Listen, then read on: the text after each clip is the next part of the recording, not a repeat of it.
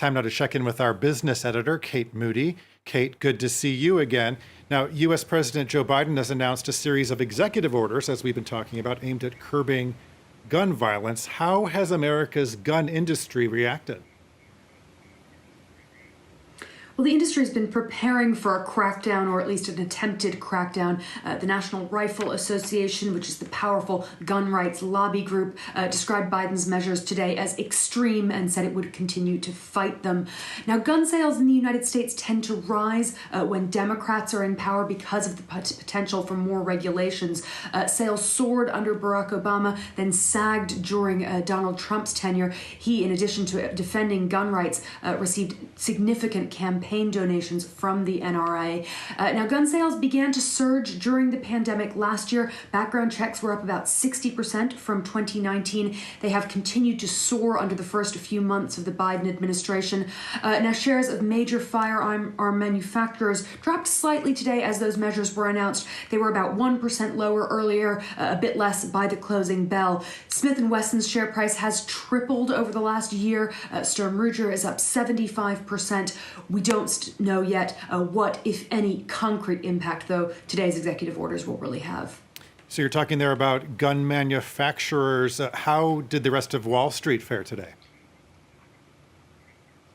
Well, the other stocks closed higher. We saw another session of record highs for the S&P 500 today, second day in a row of a record high. Big tech stocks rallied, pushing the Nasdaq up around 1%. We saw shares of car maker General Motors drop about 1.3% after it said it would have to further slow production because of this ongoing global shortage of microchips. Earlier, there were some new record highs for the major European indices as well during a positive session. The CAC 40 touching levels not seen in about 2 decades. Shares of AstraZeneca climbed 2% in London, despite this ongoing debate about its coronavirus vaccine. And meanwhile, the number of Americans claiming unemployment benefits continues to rise, doesn't it?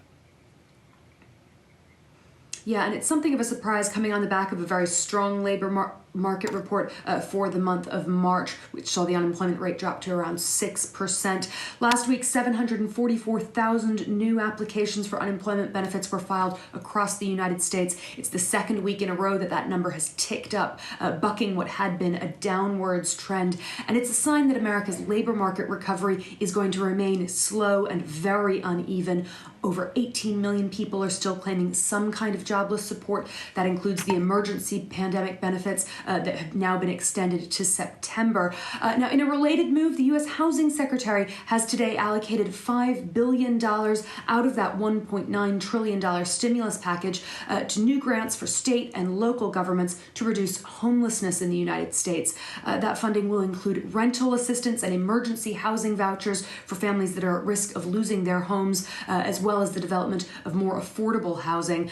A pandemic-related moratorium on eviction, which is currently covering around 20 million U.S. households, is currently due to expire at the end of June. Okay, Kate Moody with our business report. Thanks so much. That's it for now. Stay tuned for more world news here on France 24.